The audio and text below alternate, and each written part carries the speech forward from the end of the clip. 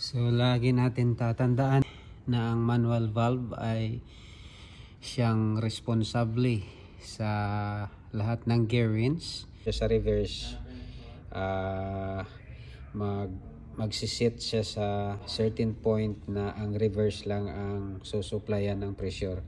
Ganun din sa drive and so on and so forth.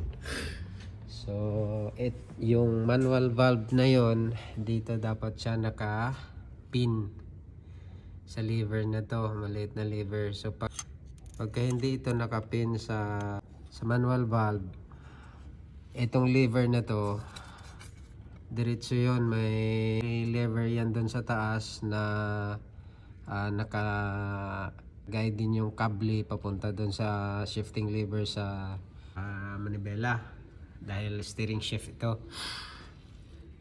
So pag ni-reverse mo, ito gumagana to, hinahatak niya yung manual valve pag ganyan.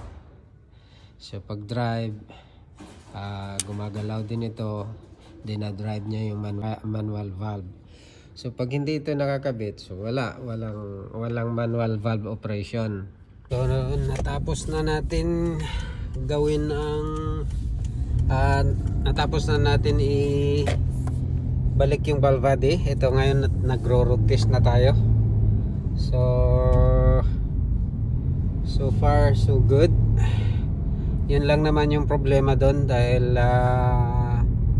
hindi na ikabit nung may-ari yung lever nung manual valve. So mahirap talaga pag pinakialaman mo yung trabaho na medyo hindi mo kabisado at hindi mo tinitingnan kung ano yung nakakabit at hindi nakakabit.